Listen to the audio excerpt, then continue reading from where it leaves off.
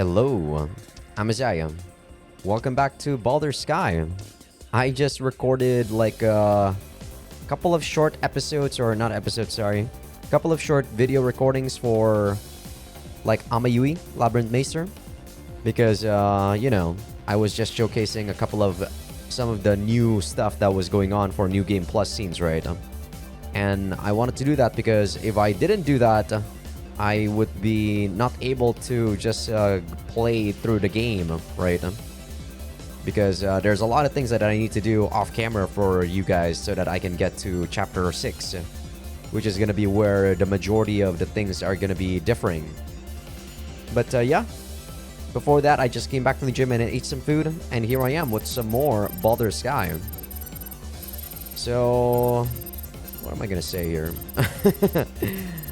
I really don't have much else to say, but yeah, I guess we're just gonna go like do the last episode recap before we start off this episode. So in the previous episode, we finished off the chapter 9, Betrayal. In that chapter, we were in Arvel City and we went to see, or we let Shinatsu inside of Arvel City. And after what happened with Nanoha, after the same thing that happened with Nanoha, Shinatsu and Aki, about how she was mad that Nanoha was still believing in Naoki. Turns out that Shinatsu was the one who like spread the virus seeds into Arvel City. I thought it could have been maybe Gilbert, but it was actually Shinatsu. And after we found out, us and Aki, thankfully Aki was very fast. Or, we knew because of Agent, right? She was showing, like, the data of, like, Shinatsu having a discussion with the other GOAT members that were already there. And thankfully, before the viruses can become, like, fully grown, she separated that instance of where Shinatsu and GOAT members were. And we dealt with them before, like, Arc as a whole found out about it. And after beating up Shinatsu, which was a pretty damn epic battle and also nice music, we just let her go. What a pretty interesting development this was. I do feel the Shinatsu route is way more different compared to all the other routes so far. I do enjoy it quite a lot. And this is not just because of the fact that I like Shinatsu. It was because of, it was because of a lot of the differing things that happen. Heck, I'm pretty interested in Aki now because she's actually such a kind person. Even after what Shinatsu did, she still does what she did. That's pretty insane. And in chapter 10, Cyborg here, we saw Fenrir's base was being attacked by the CDF. Both like via the internet, by the ether, and also in real life. So we were defending the internet part, and after that we ran away while our dad was still there. I don't know why he didn't go with us because he is the colonel, right? So his life should be way more important than ours. But we left with Major Shizzle, Mohawk, and Rain, and then we went to, I believe, did we go to Noise Place? I don't think we did. Actually, don't think we did go to Noise Place. So we went to the... Where was it? We went to the Net Cafe, right? I forgot whether we were already there or not. I don't think we were. And during the... While we were at the Net Cafe, like, GOAT was doing their thing. They were trying to invade Suzushiro to take control of the situation, right? But, yeah. The internet cafe got raided by GOAT. We almost got captured, but then Naoki saved us. But instead of us fully believing in Naoki, we kinda don't this time. And Naoki ran away after saying a lot of stuff that makes us feel bad about how he doesn't really want to fight us right now. But before that, he was actually cutting off freaking Shinatsu. I think after that, we tried to let Shinatsu go too. This time without Aki. Like, it was our own conclusion. It was our own decision to let Shinatsu go. But she wasn't able to even go to her unit again since she was badly hurt. So we tried to take her to Midspire before rendezvousing with Rain. So yeah, let's continue on here. Outside, I find a pile of bodies cut into many pieces. 大丈夫か、レイン。 God damn it.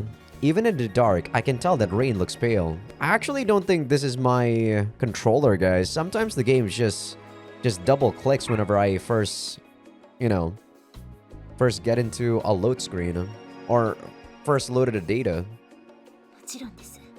死体など見慣れています。 It sounds as though she's just convincing herself. There's just no way she's alright. This isn't a battlefield. It's the middle of Suzushiro. Even if she's seen countless corpses, the trauma from Grey Christmas still hasn't vanished from her heart. これを先生がやったのか。よし、ここで別れよう。千夏を置いてきたらすぐに俺も合流ポイントに向かう。注意。やはり私もご一緒した方が。 Okay, so I haven't actually left Chinatsu yet. 危険の分散だ。お互いお尋ね者らしいからな。 I lightly salute her and start walking on the ravaged road. I carry Chinatsu through the empty night city. 静かだな。昼間の暴動が嘘だったみたいだ。 Not like I can ignore what they left behind, like the blood puddles and the broken glass I'm stepping on. こう I'm actually surprised that during a riot like this, there is a moment of peace. You'd think that people are still ravaging stuff, especially during late at night like this. 気がついたのか、千夏。なんだ、上事かよ。 Her body is so cold that you'd think there's no blood flowing through it. I mean, I said this before in the previous chapter, or sorry, on the previous episode, but Cyborg might be referring to Chinatsu and not necessarily just Major Shizzle. The coldness makes me slow down a bit. I'm so tired that I'm half dragging my feet. 考えてみれば、俺も飯を食ってないしな。 Also, doing this reminds me of the days when I was carrying Rain through the wasteland. Back then, I was actually convinced that I was carrying Sora. The wounds and trauma got me real bad.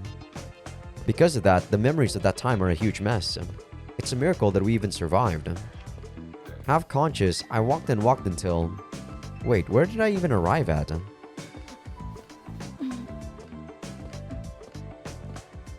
Chinatsu moves a bit, bringing me back to the present.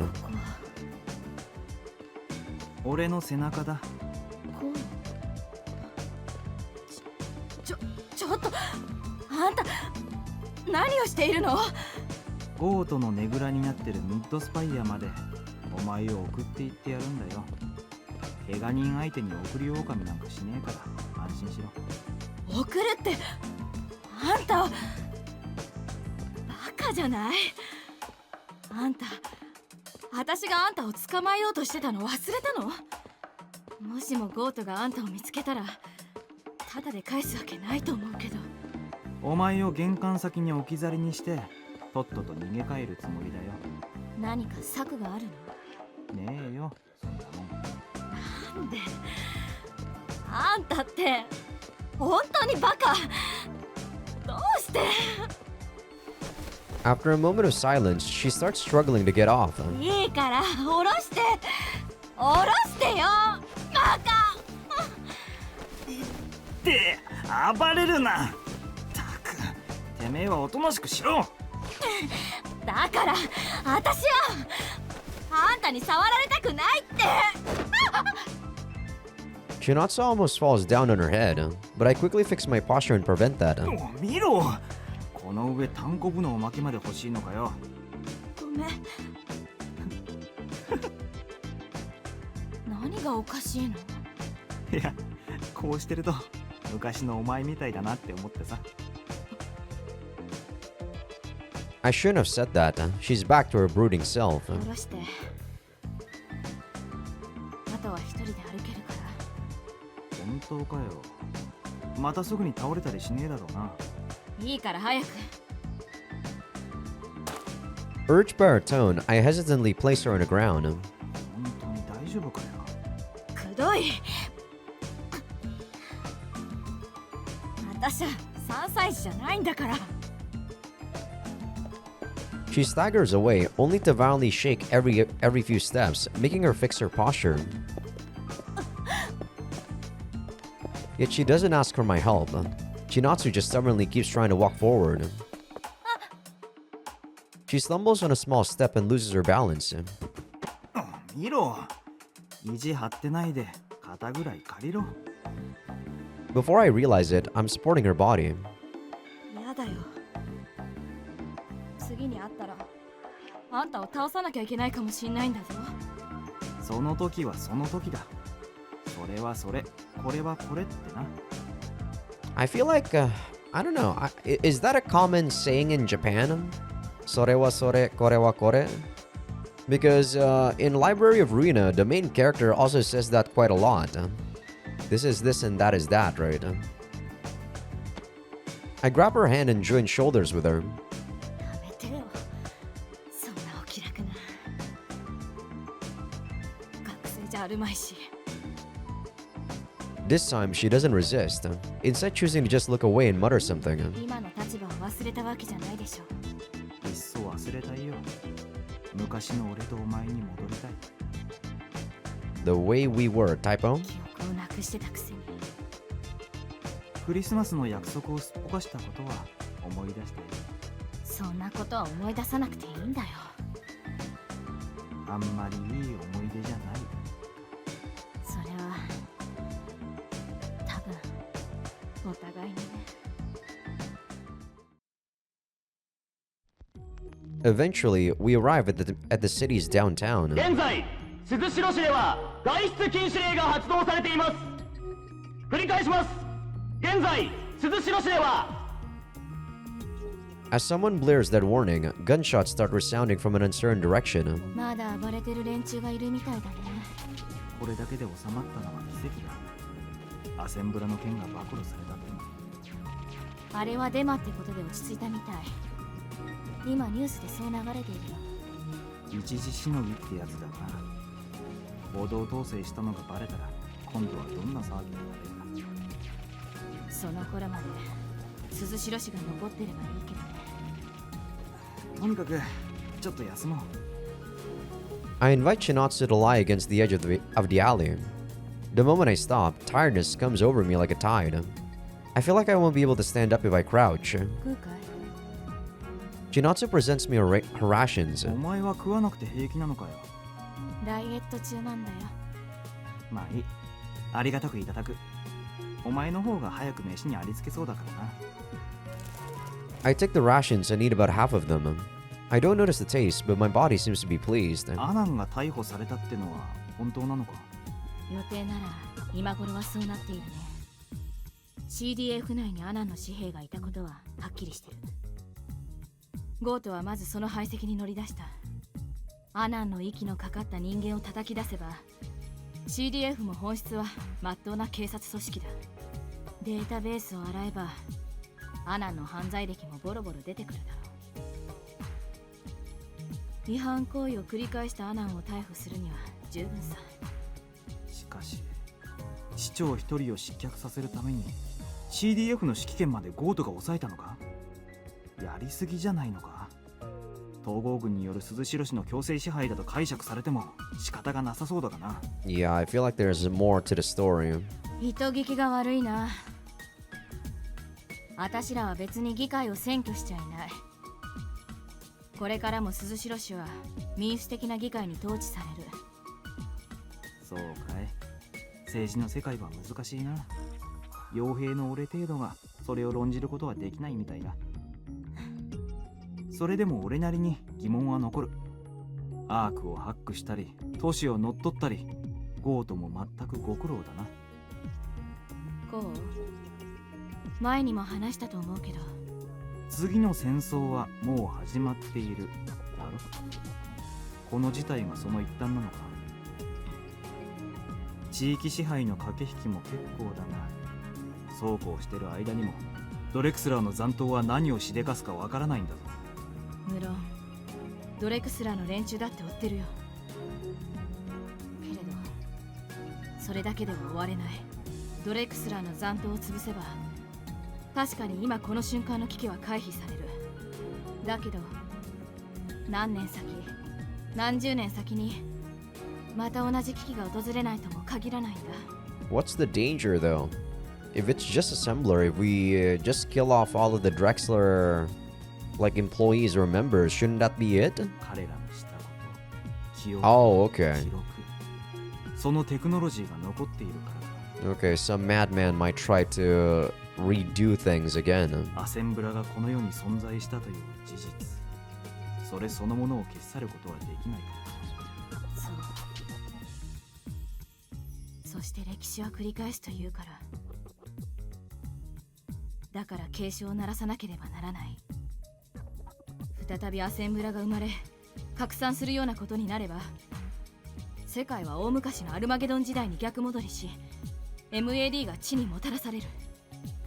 What's an MAD? そのような大破壊をもたらさないためにも、統合はグングニールで常に地上全体に睨みを利かせているけれど、予想される悲劇ならば未然に防がなきゃならない。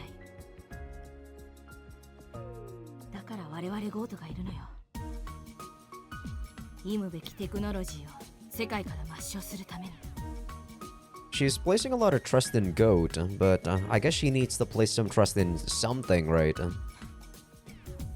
わかるでしょ。 Done talking, Chinatsu looks at me. わかる。ゴートの立場はわかった。しかしアセンブラ開発を今後にわたって阻止することとアークをハックすることにどんな関連があるんだ？こう、物事ってのは絡み合っているものなんだよ。絡み合った紐を解くのに目先の結び目ばかり見てると余計に紐は絡まるもんさ。 Not necessarily true. I don't actually think that's true. But maybe you do have to see like the knots, you know, from a very far place, right? You know, you need to take a look at the whole picture before you keep untying stuff, I guess. I'd really appreciate it if she said something more straightforward. 目先ばかり見ているな。学園生時代のお前に聞かせたいセリフだな。人のこと言えるのかよ。 She just stepped on my foot. Honestly, I appreciate that reaction. But at the same time, it makes my tired body lose its balance and has me staggering. 疲れてるなら無理せず座りなよ。 Chinatsu herself does exactly what she suggests. のんびりしてる場合じゃないんだが、こんなところで。あんたがここで休むと言ったんでしょ。休むならきっちり休んだらどうなの？それに私だって休みたいんだよ。異論は？ない。I give in and sit next to her. 一旦座ったら立ち上がれなくなりそうだったんでな。空見ろ。無茶するんじゃないよ。正直お前を見張る自信がないぞ。逃げる気ならとっくに逃げてるよ。ここまでおとなしく来るわけない。ま、そうだよ We both look up at the sky above. な。それにしてもなんとも殺風景な夜空だぜ。ああ、せめて星でも見えればいいのに。Sorry to break it to you guys, but we haven't been able to see stars in a long, long time. My consciousness slowly sinks into the darkness. Alright, flashback time. みんなはこっちか。すぐそこ。 I run as Ku leads me by the hand when I suddenly hear a man's voice. Oh yeah, we got a flashback seeing us going to Anonymous City for the first time. With Ku and then Masa and Chinatsu for a double date. 喧嘩だ喧嘩。喧嘩だって。俺はエイリアニストに100クレジット。おい小さん、なんかやっちまえ。あの嬢ちゃん結構可愛い顔してるじゃねえか。 I push my way through the crowd and see Chinatsu and Masa surrounded by Gilbert's gang. Right, Chinatsu was, or sorry, Ku was warning us about the fact that Gilbert's guys were going after Chinatsu. It looks like there was a simulacrum battle here, but now it seems to have momentarily stopped. もう逃げるのはやめたのか？あっぱれだがそれでは狩りがつまらない。てめえ走り疲れヘドを吐く。涙を流して愛願してもらわないとね。さあガチガチと歯を鳴らしてみせろ。誰があんたなんかに。しかしあんたらよく俺たちの居場所が分かったな。千夏をストーキングでもしていたのか。世の中にはトレーサーという便利なものがあるのを知らない。試合でお前に仕掛けてこの機会をずっと待って、リミッターの範囲から抜け出てくる機会をな。試合っていつの話なんだよ。執念深いというか頭がおかしいんじゃないの。黙れ抜け作。ところで門倉公はどうした。もういないよ。そうか、女早くも男を乗り換えたのか。さすが青州の連中は股がヘリウムのように軽いな。てめえジルベルト。そうだ、千夏は俺に乗り換えた。こいつに手を出したければ俺を倒してからにするんだな。Shinatsu and Masa prepare for battle as the onlookers cheer. 千夏マサ痛えなクソガキ、割り込んでくんじゃねえよ。おっとそこにいたか門倉。貴様はこの戦いにはエントリーできん。そこでおとなしく観戦していろ。 Does Gilbert actually know other people's names except for us? Did he actually ever call Chinatsu Chinatsu? I don't think so. Yeah, I don't think he has. 待てジルベルト、てめえ。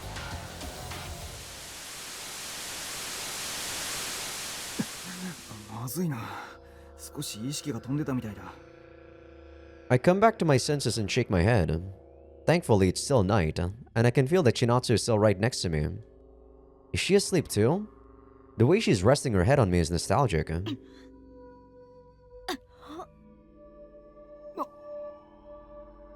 Something's not right with her.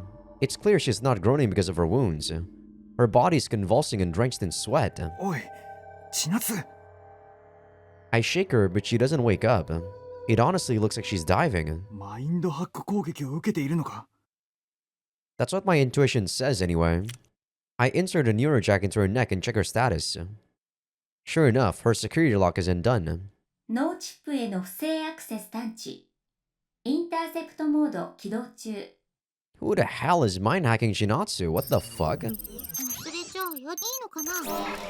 こんな時に一体どこのドイツの仕業だ。 I hastily dive into the net. This might be some new music. 忘れちゃいいのかな。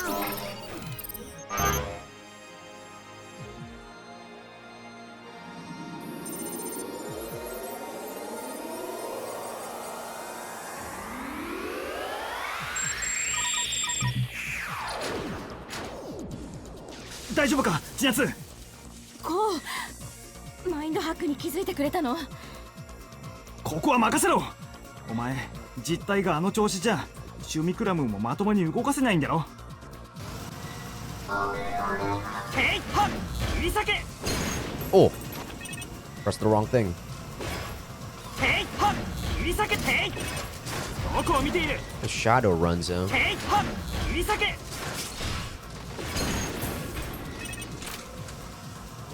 ヘイハッ切り裂け。ほら Jeez, these guys are way too, ヘイ切り裂け。 like, in the same spot. ヘイハッ切り裂け。ほらヘイ当たれ。ヘイ行くぜ。よしヘイ切り裂け。やった。 Okay, at least killed one of ヘイ them. ハッ切り裂け。ヘイ当たれ。ヘイドン。ヘイハッ落とした。これでなぎ倒す。 Okay, only two, goddammit. いいだろ。 A shadow gale. ヘイハッ切り裂け。ロック。ヘイハッ切り裂け。やった。ほら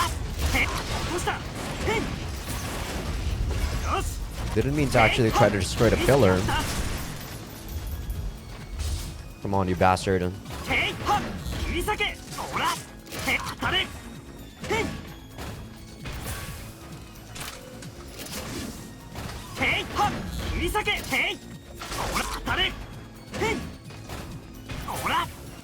I think I can kill it with a force crash. I think.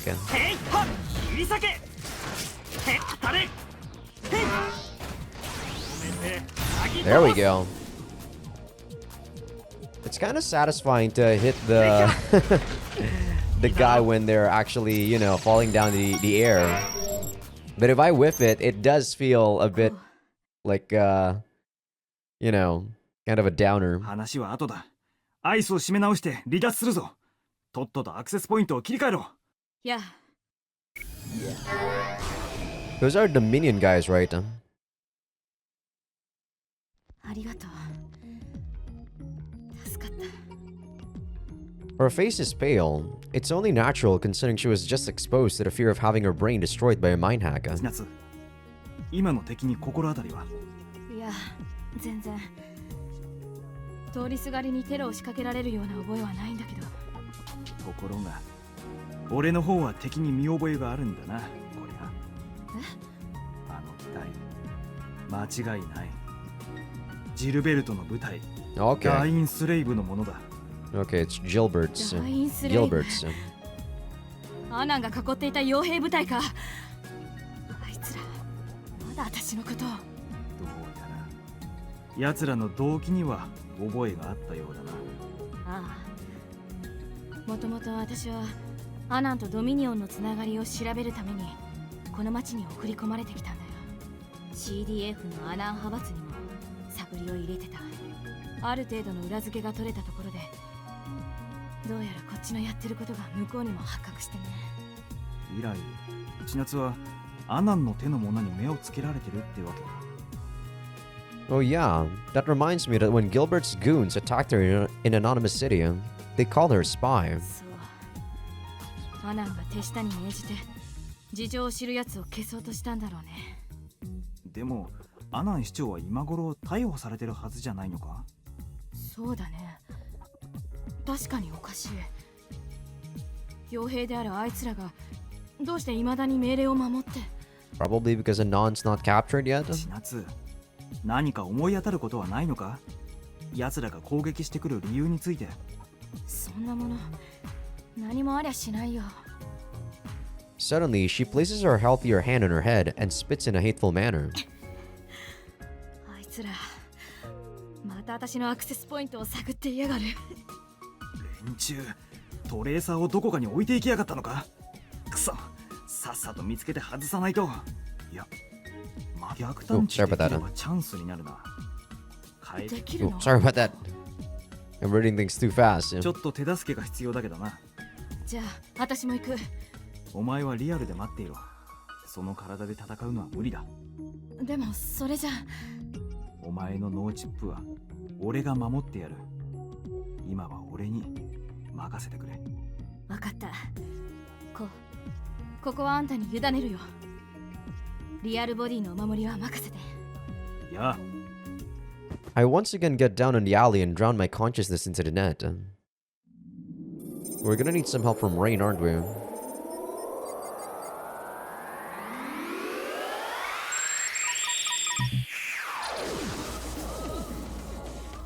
I once again stand in the ether leading to Chinatsu.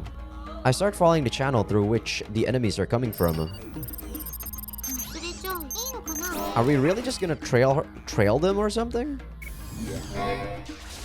Is it really that easy to reverse mind hack them? I quickly move to the structure where they should be. ごちゃごちゃと数ばかり寄せ集めた感じだな。ヘイハッ指先ヘイハッ指先ほらヘイ Jesus. ヘイヘイハッ I really just want to use my beam sword, damn it.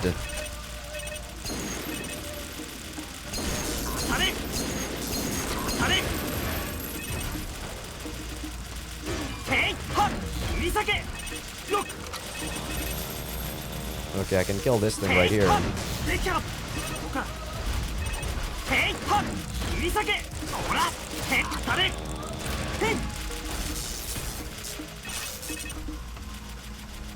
へい落としたへいはっ落とした当たれ落としたへいはっ切り裂けほらへ当たれへい Come over here, you bastards. agi 倒す I think I got the other one too. I think だろ I did not. へいはっ切り裂けへい当たれへい捕らえたへいできゃへいはっ切り裂けへい当たれへい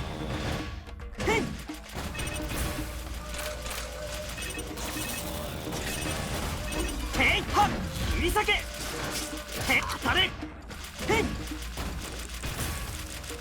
Need more damage, damn it. はっ切り裂け捕らえたへい切り裂けできゃへいはっできゃごめんねなぎ倒す Did that kill it? It did not. へい切り裂きやったへいへいほら落としたへい There we で go. きゃへいはっ切りできゃ We good? That was sadly pretty slow. これで全部かいやこの先が本命だな I just have to persist. I call out Tichinatsu over in reality. 忘れちゃうよいいのかな千夏敵を追い詰めた今から連中を追い払うああ急いでこうこっちも面倒なことになった面倒どうした In real まさ life? かそっちにも敵が Instead of responding, Chinatsu just sends me our sense data. おい姉ちゃん There's an ugly looking guy closing his face to Chinatsu's. His breath reeks. There's a bunch of men with ruined army clothes behind him. Besides that, there seems to be something weird about them. てめえがこの町に入り込んだ女スパイだなお前がエイリアニストのダッチワイフだって分かっているんだぞお前どこに目をつけているよく見ろ私の所属はゴートだ Chinatsu doesn't seem the least bit afraid.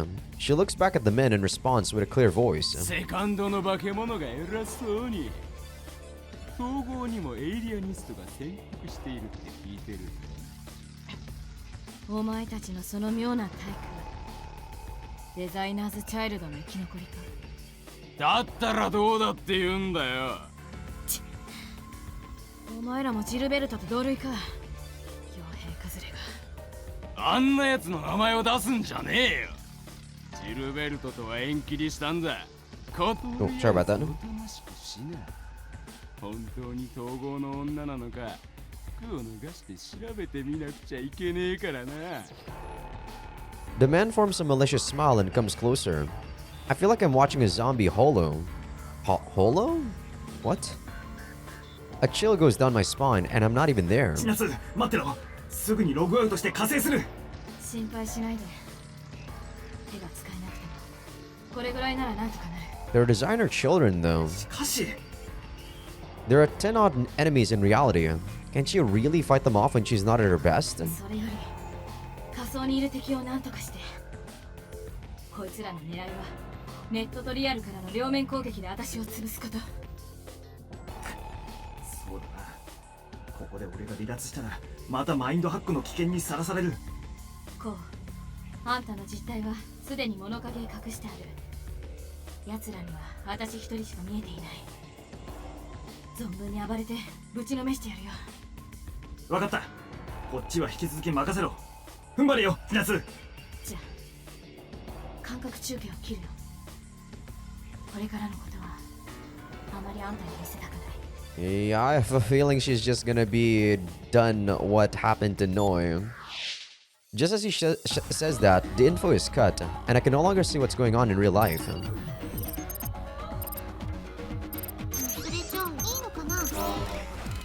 The problem with the DS4 here is that sometimes when I get my finger or my thumb too close to the touchpad, it actually does move my mouse.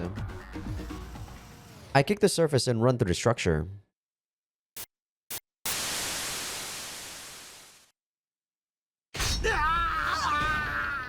Man, these flashbacks are so stupid.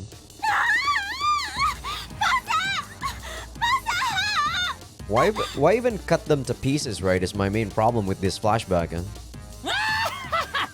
いだろ本当の戦いは。いや、痛いというより熱いらしいな。どうだ本当に熱いのか。くしょう、よくもマサをこの一人らしい。心配するな、次はお前の番だ。ゾクゾクする。なんて楽しいのだろう。下等生物のメスをいたぶるのは本当に楽しいな。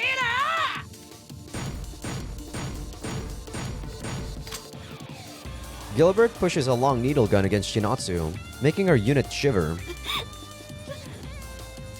あのお嬢ちゃんかわいそうに。 SM 賞ならぬ拷問賞の始まりだな。ありゃトラウマ間違いなし。やめろジルベルト、お前の相手には俺が。 As I shout that, something passes through the edge of my vision. Before I know it, Ku has jumped out onto the battlefield.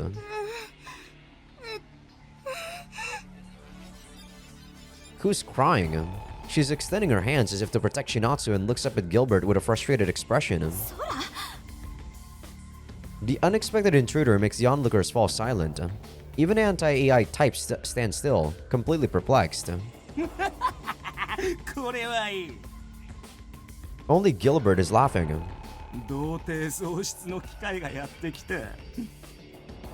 To kill a person, I guess? 一度シュニクラムで電子体の女を葬ってみたかったのだ。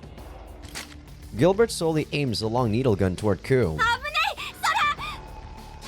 やめろ逃げろクー。 Suddenly, Chinatsu jumps out to protect Ku, and a silver needle penetrates her leg.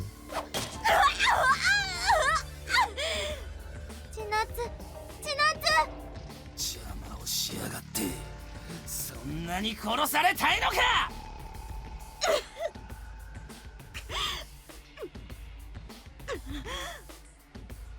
Chinatsu takes Ku and crawls on the ground, desperately trying to escape the battle.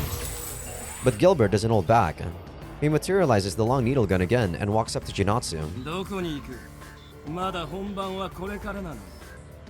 逃げられないように足を切ってほしい。足はやめて、お願い。いや、やだ。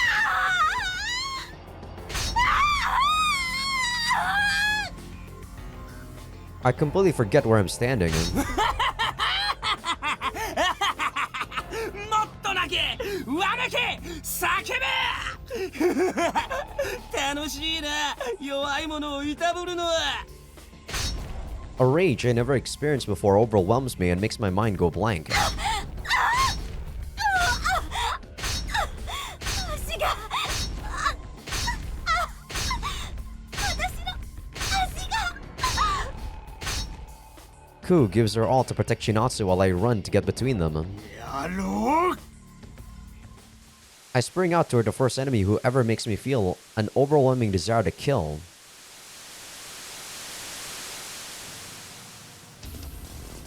貴様らか。貴様らが千夏を。見つかったか。野郎ども、かかれ。なぜあの女の肩を持つ。確か俺たちに仕事をさせやがれ。仕事だと。アナンは失脚し、お前たちはジルベルトとも縁が切れたはず。なぜ千夏を狙う。あのゴートの女工作員の製造を示す ID さえ抹消すれば、俺たちの口座には大金が自動で振り込まれる。たったそれだけの理由か。てめえ。アナンと契約した時、そのように手続きしておいたのさ。今のアナン本人がどうなろうが俺たちには関係ない。金のために任務をやって何が悪い。貴様なもどうせ傭兵だろうが。お前ら傭兵の風上にも置けねえ。 Damn you bastard. ヘイハッ落とした。ヘイハッ切り裂け。ヘイ当たれ。ヘイこれでなぎ倒す。 Ah, only one of them got hit. どこを見ている。ヘイ切り裂け。ヘイ当たれ。ヘイほら落とした。ヘイハッ切り裂け。ヘイ当たれ。ヘイヘイハッ切り裂け。ほらヘイ当たれ。ヘイ Really wish I can kill this guy with a force crash. I don't think I've killed a guy like this with a force crash just yet. ヘイハッ切り裂け。ヘイ当たれ。ヘイほらヘイハッ切り裂け。ヘイ当たれ。ヘイヘイハッこれでなぎ倒す。 There we go. 一つ Actually, I thought it would have been, you know, not just Gilbert's goons. But I guess he's busy doing something else. やったか。忘れちゃうやだ。いいのかな。こんな連中のために命を落としてたまるかよ。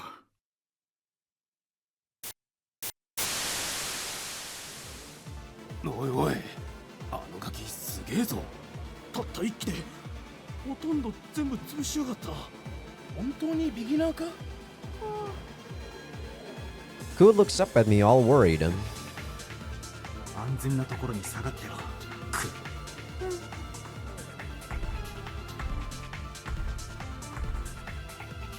I took care of the loads of anti-AI extremists and successfully cornered Gilbert. ジルベルト残るはお前だけだ。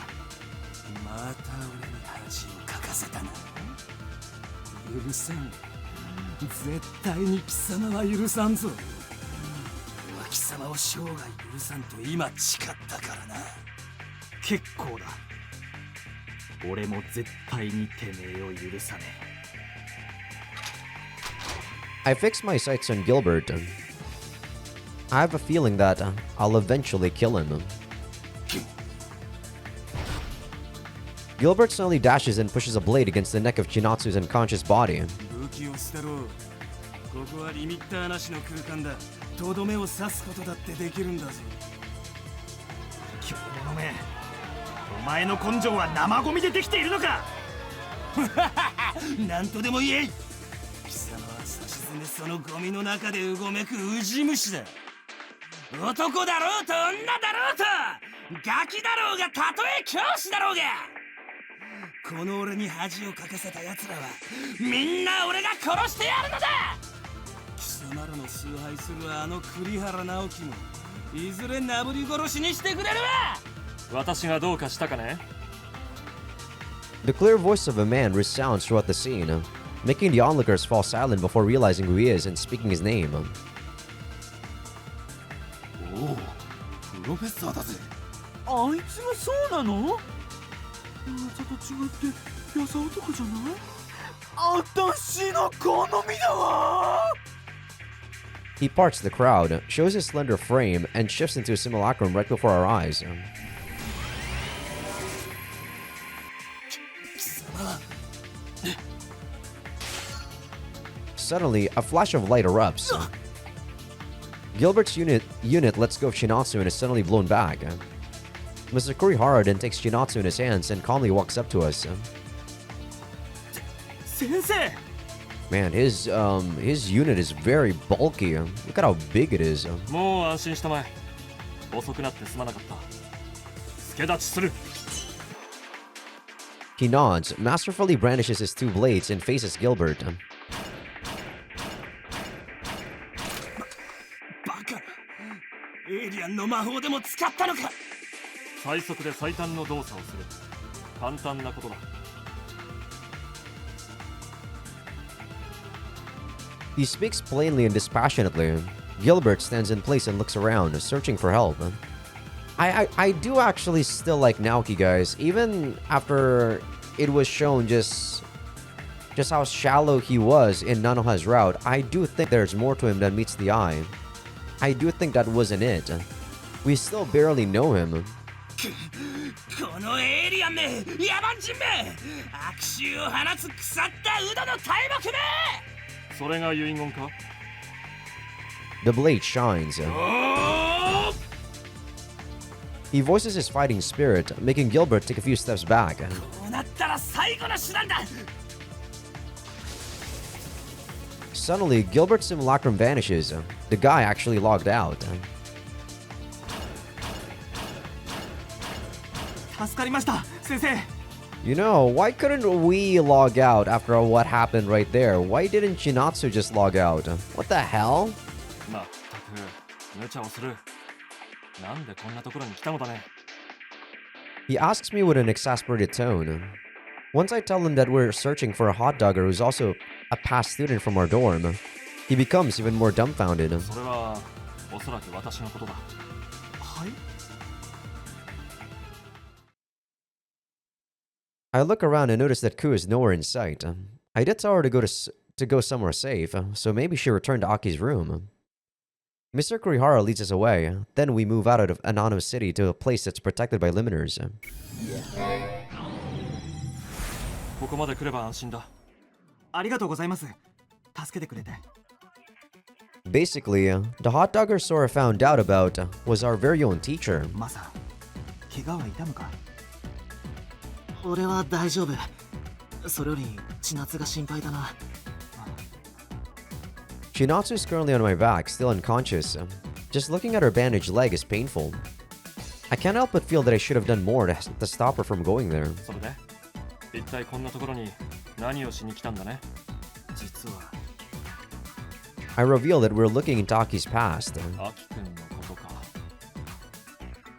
彼女は素直すぎるからなそれが原因でいろいろあったようだいろいろってそれは彼女のプライバシーだろうさあそろそろ帰りたまえ無名都市は君たちにはまだまだ早い He says he wants to see us off, but he still has things to do in Anonymous City, so he just vanishes to there again. Right as he leaves, Chinatsu awakes.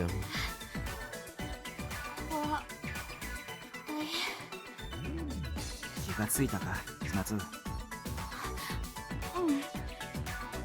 一体何がどうしちゃったの空が千夏をかばったの覚えているかあの後コウが来てあいつらを撃退してくれたんだそういえば Remembering something, she loses her words.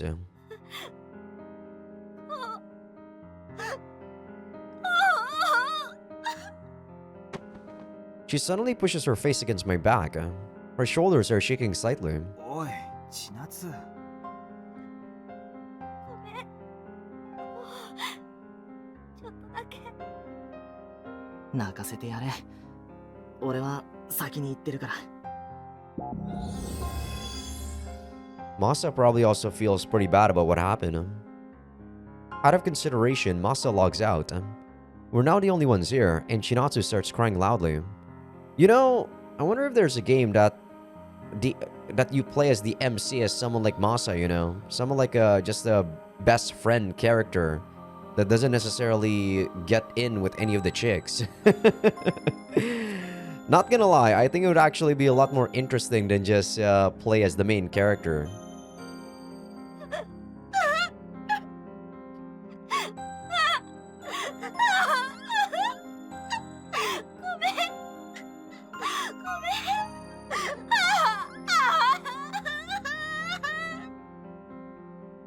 Though Chinatsu is good at laughing, she's really bad at crying. Occasionally holding back, she sheds tear after tear.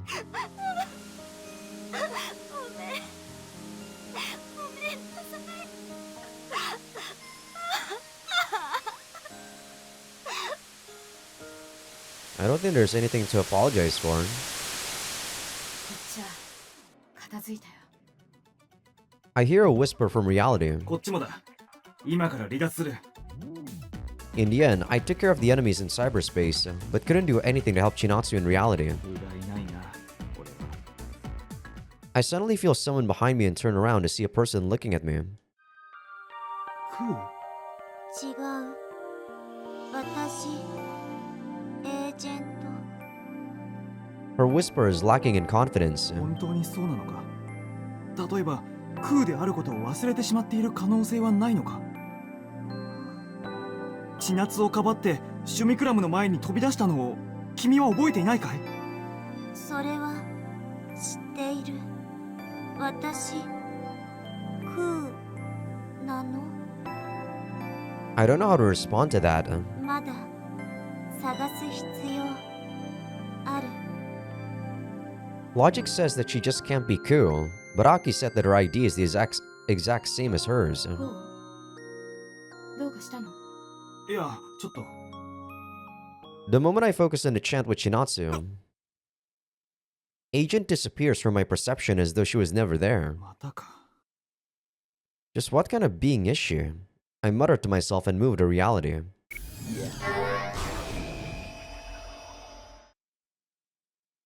The first thing I feel upon logging out is a nasty smell and an uncomfortable sliminess in my skin. 隠すって生ゴミの中に埋めやがったのかよ。いい具合に使ったね。こうあのな。 Sorry about that. I stand up and look at Chinatsu, but the sight makes me lose my words. Yeah, she's a cyborg, alright. Gotta censor your booba there, though, Chinatsu. Her hair is actually much longer than you think. I guess usually she kinda lowers her ponytail like a lot, huh? She must have like braided it. The street is red. The surface is painted in blood, and there are pieces of humans scattered all about. I feel like I'm looking inside a butcher's shop. Chinatsu is standing in the midst of it. She's so red you'd think she showered in blood, and part of her clothing is torn. お前、その体は。やっぱいつかはバレちゃうもんだね。 One of her arms is half gone, and her skin is torn all over. I can see the dull shine of polymers peeking from under it. It's like I'm looking at a machine, one bearing the shape of Chinatsu. これが私にとっての灰色のクリスマスさ。今はほとんど擬態。私、肉体をなくしちゃったんだ。 Guess only her head, it was still intact. でもサイボーグってのも悪くないわ。見ての通り、兵隊をするにはうってつけさ。最初は不自由したけど、もう慣れた。生身だった頃の感触なんて忘れちゃったしね。ここまでされたってあんまり痛くない。裸に向かれたってどうせ偽の体だしね。ちょっとなんて顔をしてんだよ、こう。変だぞ。なんで泣きそうな顔になってるんだよ。あんた今は将校なんだろ。男のくせにみっともない。知るか、クソったれめ。そんな顔するんじゃないよ。軍人なら擬態持ちなんて珍しくもないだろ。 She places her hand on my shoulder and looks into my face. Her smile is considerate, and her eyes are somewhat sad. I can't say anything. Can't find the right words for this. 本当にバカだね。全然変わってない。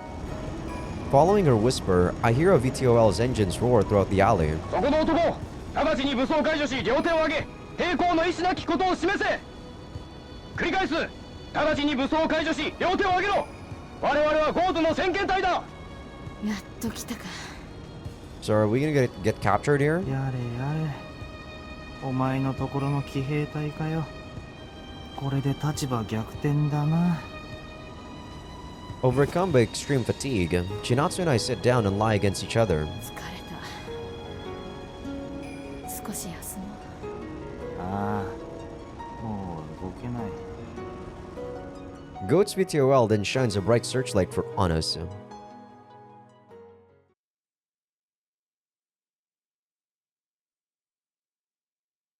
I guess that's probably also the reason why she was A-okay with just それじゃあやだよ。suddenly having sex with us during that outing, right? Maybe she wants to let go of the body, or she wants to feel as if she didn't feel anything from the act itself. いいのかな。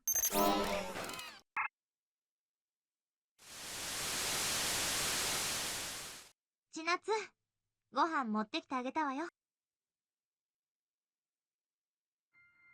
Chinatsu's flashback, or our flashback in Chinatsu's route, is very long into the route, huh?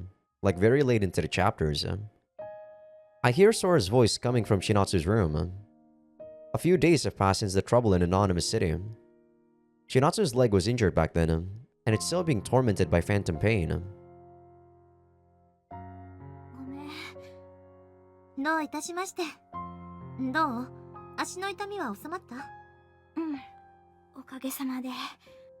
まったく心配させないでよ。これに懲りたら無名都市なんか行かないこと。分かったわね、千夏。Even Chinatsu is shrinking back before her. It's only obvious she believes that Sora protected her. The truth is nothing like that. And as one who knows the truth, I really want to know where this conversation goes. あのさ、それ。何？またダーマを張り替えてほしいの？ What's a derm? そうじゃなくて、ありがとう。謝るのやめて。私の変な情報のせいでこんなことになったわけだし。私は何もお礼なんか言われる筋合いはないって言ってるでしょ。けど、いいから早く足を治しなさい。あなたが元気になってくれないと私も調子が狂って困っちゃうんだから。Fair enough. それじゃあいいのかな。 Prisoner of war. Okay, I guess that's gonna be talking about us, since we're in the captive of a goat right now.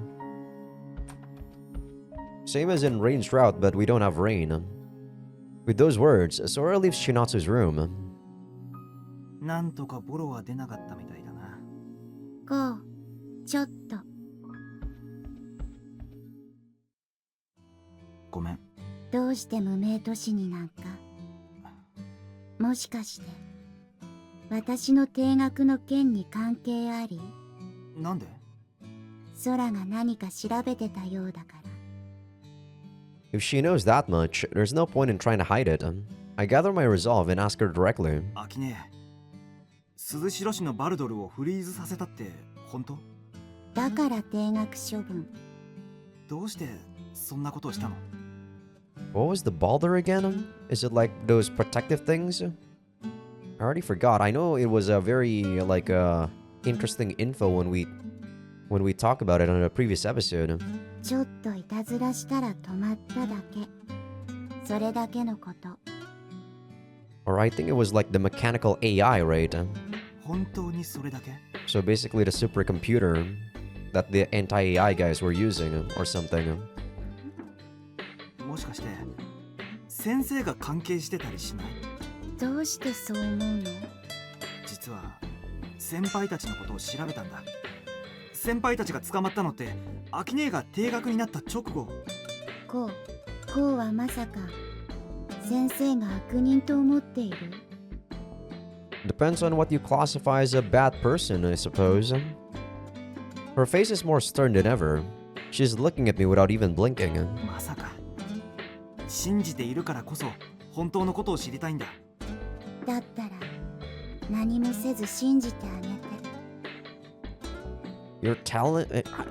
I don't think that's possible to believe in him without you telling me something. 先生が苦しい立場なの。こうは知ってた？ Oh yeah, he's a major figure despite being so young, so he must be exposed to lots of criticism and pressure. From what I heard, the Assembler Research Project has many skeptics and those who outright oppose it. 先生、若い頃はやんちゃだったから、それで攻撃する人もいる。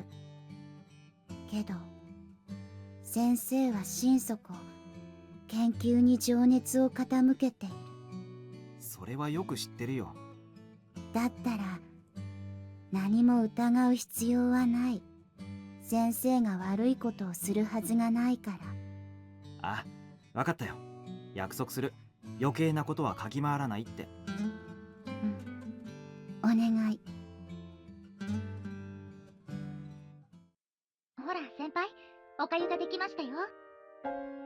I hear Nanoha's voice from Masa's room. マサもまだ起きられないの？体の節々が痛むらしいよ。そう。 Masa hasn't been able to get out of bed for a few days now. According to the doctor, there won't be any lasting after effects. But this whole thing really made me appreciate limiters. なのかちゃん、ごめん。俺猫舌なんだ。ちょっとフーフーしてくれない？はい先輩。じゃあ。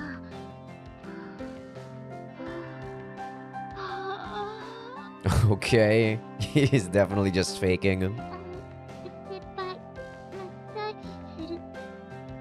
ありがとう、誠ちゃん。なんて幸せそうな声。まあ体が痛いのは嘘じゃないと思うけどな。 I don't know about that, Kel. 安心してマサ。あなたが猫舌なんじゃないかと思って、ちゃんと冷たいお雑炊を作っておいたわ。 Sometimes the voice line actually cuts off like that. So weird. 雑炊、冷たい。そうそう。あんことかフルーツとか入れてみたの。見た目キュートで食欲をそそる感じでしょ。 Yeah, see? You guys hear that, right? それってあんみつなんじゃ。いや、食欲なくなりました。さあ、口を開けて。大サービスで私が食べさせてあげる。そんなデザートは食後に。寝たきりが長引きそう。ソーラのやつ、本人は良かれと思ってやってるんだろうけどな。 Aki and I look at each other and sigh. そういや、クーはどうしてる？一人で出歩かないように注意はした。でもすぐに忘れそうだよね。モデルさんがそうだから。アキネ、もうクーのことを隠すのは無理だと思うんだ。みんななら秘密を守ってくれると思うし、クーも友達が多い方が嬉しいだろうし。私も同じ気持ち。少しだけ待って。いろいろ事情が。 And what are they? 分かってる。簡単にはいかないよね。うん。悩ましい。 She drops her shoulders and totters away. なんで食べないのよマサ。いや、あんこアレルギーなんだ、俺。そうなんだ。知らなかったよ。じゃああんこだけ溶けるね。いやいや、とりあえず今は食えないんで、気持ちだけもらっておくよ。ありがとう。どういたしまして。ああ、そういや、仮装でもお前に助けてもらったな。そっちについてもありがとうだ。何の？正直、お前を見直した。度胸のあるやつだとは思ってたけど。 Crap, Masa doesn't know that the one who stood before Gilbert was Ku, not Sora. Standing at the door, I call out to her. ソラ、ちょっと来い。何よ。マサは記憶が混乱してるらしいんだ。だからあいつの言うことは聞き流してやってくれ。そうだったの？千夏だけじゃなくてマサまで？ She should know about Ku, right? Because she saw it. She saw we were talking to Ku and she was like all over us too. And she thought that we had something with NPCs. Or we like NPCs or something. I think that was in Rain's route. So quite a long time ago. 仮想でのショックが大きかったみたいで。そうなんだ。かわいそうマサ。 She looks seriously pained about it, which only makes my guilt worse. まったく、こう？友達を危険な場所に連れ出しちゃダメでしょ？反省しなさい、反省。はい、反省しています。 It's not like I'm the one who let them there, but I'm a partner in crime for not stopping them when I had the chance. あんまり心配させないでよ。おかげで変な夢まで見ちゃったじゃない。変な夢？ひどい夢だった。頭の変なやつに千夏やマサがボコボコにされちゃってる夢。針や鞭や刃物やら。ああ、おぞましい。I guess Ku is sending the information to Sora. 我を忘れて止めに入っちゃって。おかげで夢の展開がもっと怖くなっちゃって。もう誰か助けてって感じだったわよ。それで最後は。 She suddenly looks at me weird. なんだよ。夢のオチは？うん、まあまあかな。Looking somewhat bashful, she looks away from me.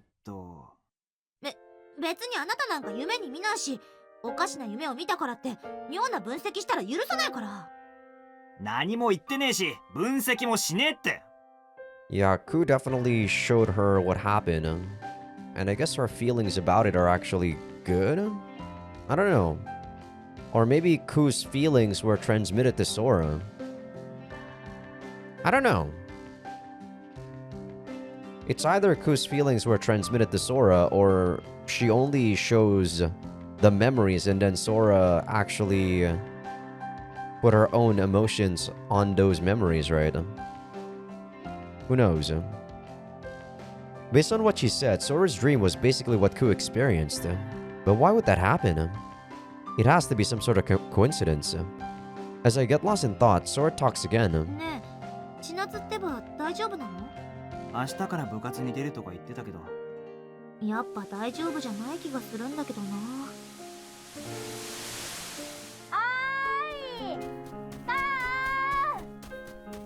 I turned to the voice and see Chinatsu run up to me with her ponytail trailing behind her. いや、か。なに、また女の子の車を見学に来たわけ？違うって。お前が頑張ってるかなって見てただけだよ。そっか。覗きの目標は私か。She laughs like she hasn't got a care in the world and wraps her arm around mine. The bittersweet smell of sweat reaches my nostrils. Her drenched clothing sticks to her skin, and I can feel its softness on my upper arm. おい、くっつくなって。誰も見てないよ。いちいち照れるな、門倉子。そうじゃなくて、汗でベタベタなんだよ。It's actually not that unpleasant, but it pissed me off to admit that I'm just being shy. ごめんごめん。こうが練習を見に来てくれたのが嬉しくて。Oh, sorry about that. Wait, no, I didn't even need to feel sorry about that. She was done. A part of me is actually sad that she let go of my arm. 嬉しいって。いつもここを通ってるだろ、俺。でも、立ち止まって見ていってくれることってあんまりないじゃん。She gives me a seriously cheerful smile. そういえば、大会の時はごめんね。私が無名都市に行こうなんて言わなければ。When we get to the usual place, she lightly bows to me. 謝らなくたっていいよ。それに俺も同罪だって。でも最近また思い出すんだ。あの時の空のこととかさ。Chinatsu looks up at the blue sky and sighs. Typo? あの時の空ってばすごかったよね。なんか借りを作っちゃったな。あいつは貸しとか借りとか気にしないさ。私もそのタイプのはずなんだけど、あの子には負けちゃうな。本気で何もなかったような顔をしてるんだもん。余計に申し訳なくなってくるよ。That's because it never actually did happen to her. でも正直びっくりしたんだぞ。喧嘩ばかりしてるのに密かに約束を取り付けてたなんて。なあ、千夏。そのことだけどさ。いいよ。別に気にしてないから。She raises a finger and pokes my nose. ただ内緒でことを進められたのにムッとしただけ。最初から空と約束してたならそう言ってくれればよかったんだよ。すまん。She's misunderstanding it, but I still can't tell her about Ku. All I can really do here is apologize. いいよ。それに結局こう私を助けてくれたしね。As I look directly into her eyes, my heartbeat becomes faster. It's getting harder to breathe. 湿っぽい話はやめて。バイクでもいじるか。I say those words to hide the heaviness. そうだね。Chinatsu's serious expression quickly changes into her usual bright smile. おお、さすが男の子だね。こうがリアルのメカも得意とは知らなかったよ。調べたらいろいろ資料が見つかってな。仮想でもモデルを組み立てて練習してみた。へえ、嬉しいな。いろいろと調べてくれていたんだね。別にお前のためってわけじゃねえよ。Her happy smile is so dazzling that I have to look away. しかし千夏がバイクみたいな機械に興味があったなんてちょっと意外だな。だってバイクで走るのって気持ちよさそうじゃない？ Chinatsu closes her eyes, looking thoroughly pleased. She's probably imagining herself riding. 何でも走るのが好きなんだよ。自分の足だろうとなかろうと、とにかく風を受けて走るのがさ。自分の体を使って運動するのが好きなのかと思ってた。まあ私の取り柄って飛んだり跳ねたり走ったりボール蹴ったりそのぐらいだからね。ああ、いや、そういう意味で意外って言ったわけじゃないんだけどな。いいのいいの。私の去年ってね、一年中走って終わり。思い返せば前の学園でも最初から最後まで走ってた。駆け抜ける青春って感じだな。私は急いで駆け抜けたくなんかないんだけどな。 She sighs with a distant look in her eyes. ほんと走ってばかりでバカみたいかも。運動だけが取り柄としたらなんか悲しいね。どれだけ走っても報われないのに。 I mean, as long as you're passionate about it, isn't that what matters? I mean, I don't know what's a good payoff, really, to do anything. 千夏。なんて何言ってるんだろうね。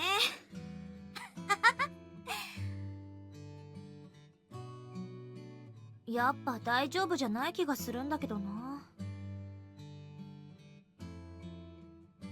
Sora was right. It seems like Shinatsu's just pretending to be cheerful. 千夏、無理するんじゃないぞ。何がよ。いいから言えよ。愚痴ぐらい聞いてやる。仲間なのに肝心なことを黙ってちゃ仕方がないだろ。そんなにカッコつけるなって。そうだね。 She makes a bitter smile and strongly grasps my clothes. たく私ったら。 Her smile suddenly disappears. どうして助けに来てくれたの？当たり前だろ。あんなの見捨てられるかよ。 Yeah, what sort of question is that? You're probably gonna get killed otherwise. でも私からこうほっぽり出したのに。それはそれってやつだ。お前は親友。いや、たとえそうでなくてもきっと俺は助けた。 I probably wouldn't if she wasn't a friend, though. そっか。こうは正義の味方だもんね。よせよ、正義の味方だなんて。菜の葉の受け売りか？だって無茶しちゃって一歩間違えばこうが。ああ、バカなことしたさ。あの時は俺たちが全員バカだったんだ。だからこれ以上バカにならないように気をつけようぜ。うん、そうだ。 Shinatsu raises her downcast face and looks at me. Normally, this would be the part when she'd give me a smile. Her eyes seem somewhat moist, and for some reason, I can't look away from them. こうあのね。君たちそこで何をしているのかね。あ、 Okay. Randomly, Rain's dad is here. We look to the source of the stern voice.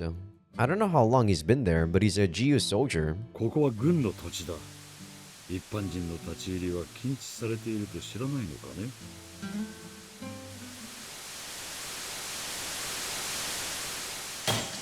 おい、起きろ。いつまで居眠りしているんだ？ Well, that was a double flashback, so quite a while. A hoarse voice makes me wake up to find myself in a grey, dreary room. It's the jail in Midspire. I tried to bring Shinatsu here, then was caught by Goden. さっさと顔を洗って寝台を整えろ。ぼやぼやするな。椅子。ああ、 I'm sorry about that, whoever you are. How many days have I been here now? Listening to the jailer's harsh voice, I hastily start my morning preparation. So we kind of just skip the couple of days we've been here and just show those flashbacks instead. おはよう、注意。昨日はよく眠れましたかな？ Following breakfast, I was taken to an interrogation room, where I'm forced to talk to a sour-looking detective. He and the jailer from before are both CDF. That fact makes me more aware than ever that Goat has absolute control over them. おかげさんでそろそろ俺を交流している理由を説明しちゃくれませんかね。さてどれから説明しましょうかね。 The detective takes out a bundle of documents. さすがミッドスパイア。このご時世に本物の紙の書類なんて使ってるんですね。無駄な贅沢にも程がある。あなたは傭兵部隊の一員としてこの市での不正規な戦闘行為、破壊工作、スパイ行為、その他諸々に加わったとして告発されています。 My sarcasm didn't work at all. His expression is completely unchanged. がそれも数時間前までのこと。あなたの身柄はゴートに引き渡されることになりました。 He throws the bundle of documents into the trash. If I'm given directly to Goat, I'm gonna officially be a prisoner of war. A POW. Why do they need to actually make an abbreviation of it? Well, not like I didn't see it coming. Still, thinking of what lies ahead makes me sigh. さあ、どうぞお入りください。こっちの取り調べは終わりましたから。 The detective stands up, opens the door, and leaves the room. Another man comes in right after.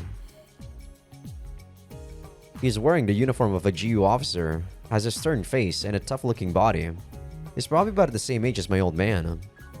Oh yeah, I saw his face in the news. 門倉公、注意だったな。 Rain also says this is her dad, Yunoko. はい、そうであります。 Careful not to come off as impolite, I stand up and salute him. I'm a merc after all. 私は統合軍対人工知能対策班長官桐島勲少将だ。 He lightly answers my salutations. Major General Isao Kirishima, aka Rain's father. そうかしこまる必要はない。座りたまえ注意。はい。 He's emitting a dignified aura that makes me feel extremely tense. Why'd Director Isao himself come to see me anyway? まずは渚千夏注意の件に関して礼を言う。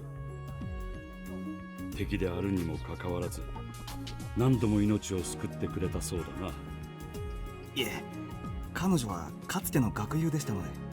渚君は私にとって大切な部下だ。個人的にも私は彼女の身元引き受け人を務めた間柄だ。 And why would you do that? そうでありましたか。 Lieutenant Chinatsu, huh? And they're close. I'm probably not in a position to be astonished by this, but I am. I realize that Director Isao is staring at my face. 失礼ですが、何か。いや、すまん。気のせいだ。君とは以前どこかで会ったような気がしてね。 I mean, with that flashback scene we have a long time ago. Well, I don't know how long that is, but probably maybe 5 years ago. His words refresh my memory. Oh yeah, I actually did meet him back in my school years. Man, we are in flashback hell in this route. 一般人の立ち入りは禁止されていると知らないのかね。 Oh, so that's why there's no one here and nothing's being built. すみません。柵も何もなかったので。そのパーツはどうしたのかね。これはここらのガラクタから拾い集めてきて。ガラクタではない。はい。ここに置かれた兵器はモスボール状態。人のない廃棄物に見せかけてはいるが、あくまで予備役として置かれているだけだ。 Really? 捨ててあったわけじゃなかったんですか？それはさすがに知りませんでした。ただの戦後のガラクタの山かと。でもここまで打ち捨てられた格好なら今まで誰もここのものを盗んだりはしなかったでしょうね。そうだな。これではガラクタ呼ばわりされても無理はないな。まったく嘆かわしいことだ。 Why would he explain this to us though? Unless he wants to capture us.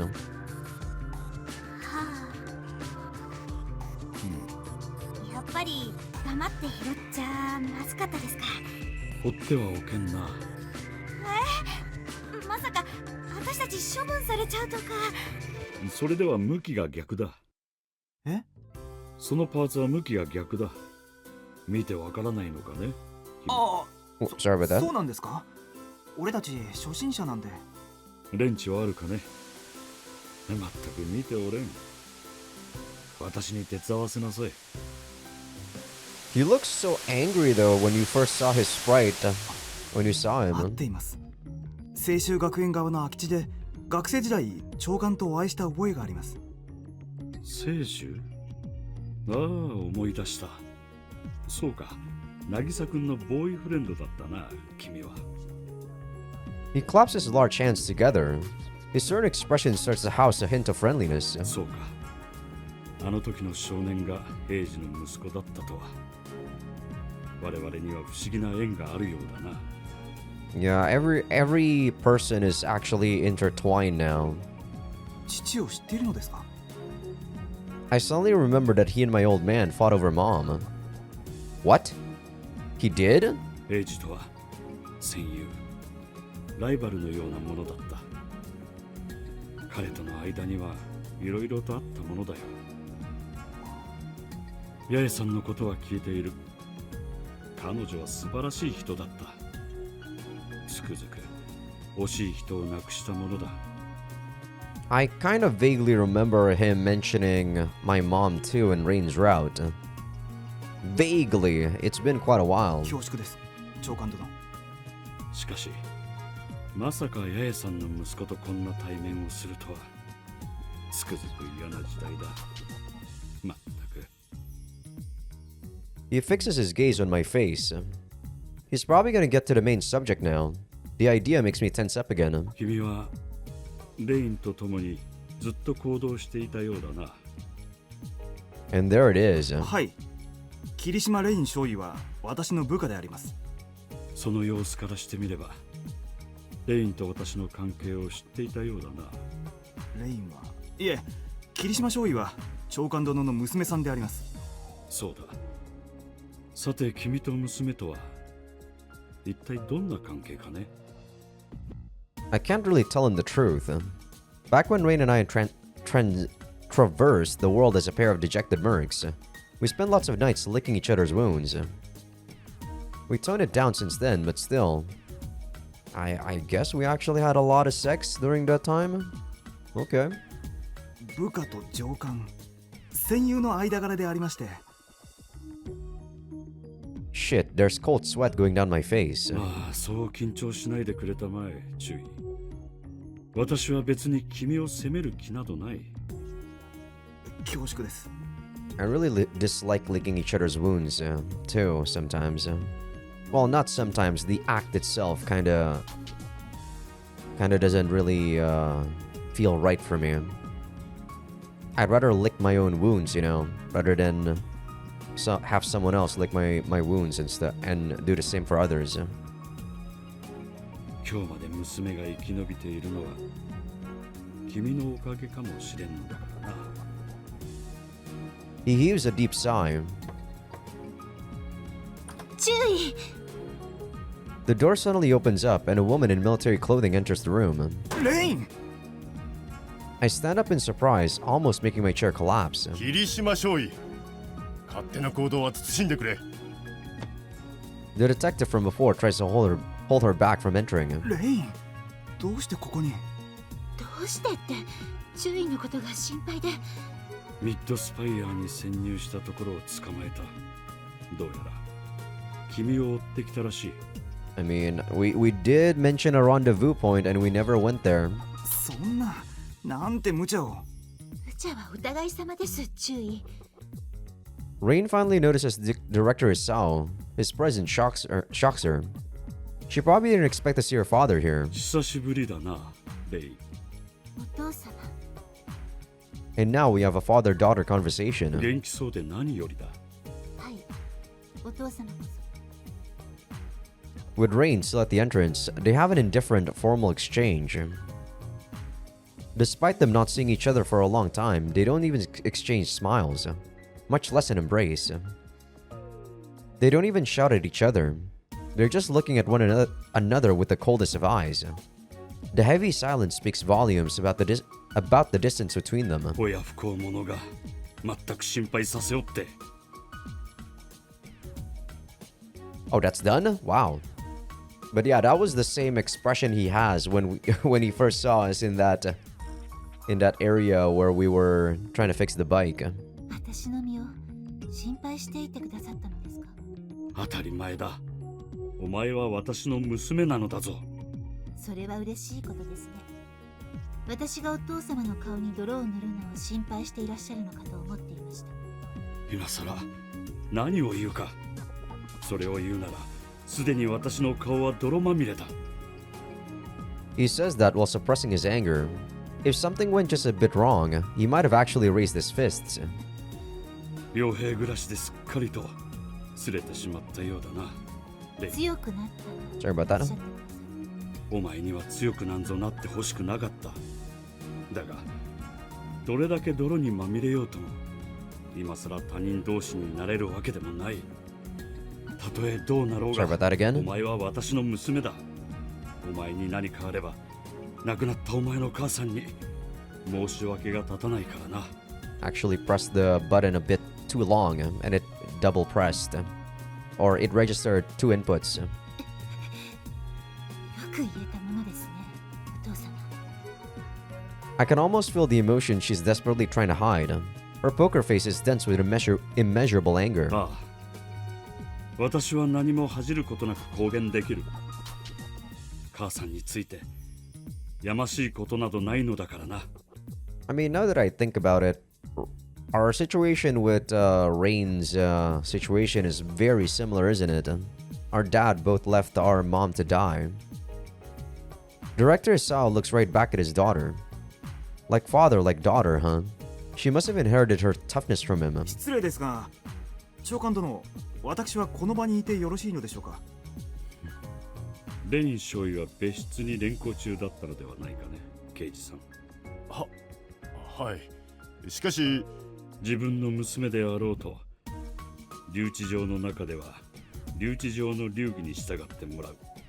さあ早く連れて行きたまえ。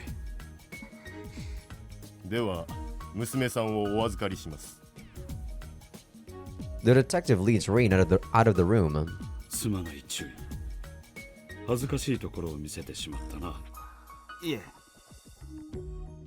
This made me aware that even if he is a high and mighty director, he's still a father. 話を元に戻そう。君とレインの処遇についてだが、レインに関しては私個人にも解決しなければならない問題があるようで、それはさておき。 I wonder if we're gonna join Goat now and not really join up Fenrir anymore. はい。 So how does he intend to deal with us? 正直君の扱いには困っている。尋問の後、軍事法廷に送り込むのが普通だろうな。だが、君には大きな恩義がある。灰色のクリスマスでレインの命を救ってくれたそうだな。知っておられたのですか？礼を言う。ありがとう、門倉中尉。He suddenly bows to me, making me perplexed. 頭など下げないでください。私こそ霧島少尉を不正規戦闘に連れ回していたわけですし。生きてさえいてくれれば文句はない。それに見たところ、君はあのジャジャ馬娘を実によくしつけてくれたようだな。しつけるなんて俺は何も。そうでなければ部下であろうと上官のために命がけでミッドスパイアのゲートを突破しようとしたりはしないだろう。はあ、困った娘だ。あの娘には私も随分手を焼いた。私の言うことなど素直に聞いた試しがない。つまらない愚痴を聞かせてしまったな。とりあえず我々に協力的な態度をとってくれれば君を悪いようにはしないと約束しよう。いや、結構だ。退出したまえ。 Following his sign, a soldier enters the room and takes me to my cell. And so comes the night. やっぱ一人ってのは嫌なもんだな。Being in a windowless room makes you lose your sense of time. I can't even connect to the internet here, ridding me of all the means of seeing what time it actually is. I can contact neither Fenrir nor Rain. I'm completely isolated. The surging loneliness seems to contaminate my heart. 抗菌反応が出そうだぜ。 I have no idea what will happen to me, what happened to Fenrir's base, what Dominion is up to, and what Ark's true motives are. Such and similar things come to and leave my mind, and the fact that I can only think and can't actually do anything makes me painfully uncomfortable. The meeting with Director Isao also has me curious. He said he's looked into me and Rain, and is considering how to deal with us. 処分を免れる代わりに責任を取ってレイムと一緒になれとか俺に命令しやしないだろうな。 Well, not like it'd be that bad, but that process definitely wouldn't be anything to be proud of. The moment I picture that absurd scenario, Chinatsu's face comes to mind. I close my eyes. あいつどうしているのかな。 What is this sound? Chinatsu Nagisa. As if responding to my thoughts, my consciousness is pulled away elsewhere. I don't resist and start floating in the dreams of the past. Okay, more flashback bonanza. I stand on the road to school and look at the sports grounds. 千夏はどこかなと。 I look around and suddenly hear some gossip. 千夏先輩今日もサボり？やっぱり足の調子悪いままなのかね。最近シュートの精度も落ちてるらしいし。それよりデートにうつつ抜かしてるんじゃない？ほら、なんか彼氏ができたとかいう噂だし。ほんとかな。あの男勝りの先輩が腕まで組んでいたなんて。 What is a tomboy otoko masari? ああ、男にハマってレギュラー落ちなんてしたらシャレになんないよね。それってまずいんじゃない？先輩確かスポーツ小学生だったよね。 Chinatsu's skipping practice today. That's news to me. What is she actually doing? ほら、覗きはやめなさい。あっって千夏かよ。運動服に着替えてないってことは部活は見学か？あ、うん。今日はお腹の調子が良くなくってさ。そっか。 Is she telling the truth? I can't bring myself to ask her. ひょっとして心配して来てくれたの？いや、お前の様子を見に来ただけだよ。それって心配してくれてるってことじゃないの？ It kinda is. 運動してる女の子を物色しに来ただけってことだ。だったら残念だね。一番の客船美を誇る少女が見学中で。自分で言うな、自分で。 Not that I don't agree with her. The first time Masa and I saw her, she enchanted us both. そういえば、こう覚えてる？覚えてるって何を？私の誕生日。あ！ I forgot. Crap, it should be close too. When was it? Well, let's search for it. 覚えてるぞ。来月の27日だ。セカンドって便利だよね。いつでもネットや脳内メモリから調べ物ができるんだから。違う、ちゃんとプレゼントだって。慌てて通販サイトにアクセスしてんじゃないぞ。She sees through it all. Man, do I feel pathetic. Hell, I still have a whole month. Why did I even panic? はん、気持ちだけくれればいいよ。方にはいろいろ世話になっているんだし。そうはいかないよ。それじゃ俺の気が済まない。だから気持ちだけでいい。いや、気持ちが欲しいな。私としては。 Oh, sorry about that. She's really laying it on thick. She closes in on me. There's a sweet scent in the air. Her lips seem to shine. Did she change her lip balm? 気持ちってなんだよ。さすがの子もそろそろ分かっているんでしょ？ She brings her face even closer, making our noses touch. Of course, I know full well that she's not rubbing noses just for the sake of it, but 何か他のものにしよう。 I quickly distance my lips from hers. ケチ。ケチじゃねえよ。それさえすれば気持ちをもらったことになるのかよ。Yeah, that's fair. 変なところでお堅いな、こうってば。それこそ気持ちの問題だ。誤解するなよ、千夏。俺はだな。それに大体まだ早いしだな。じゃあ誕生日になったらくれるんだ。いや、だからそういう。How do I say it? I can't explain it well. 誕生日プレゼントはお預けでもいいけどさ。Her finger suddenly touches my chin. でも私、考えてみればこの前のお礼がまだだったよね。Chinatsu's face is drawing close again. She looks completely serious. 頭突きでもする気か？黙らないと下感情よ。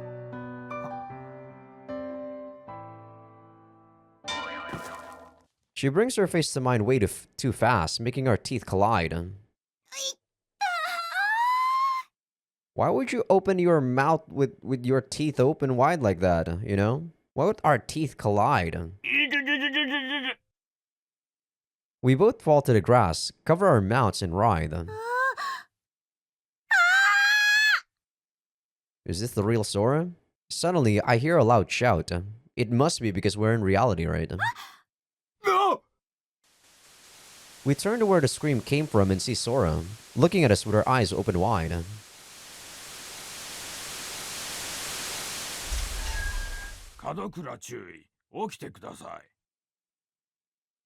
The sound of the metal door opening returns me to reality.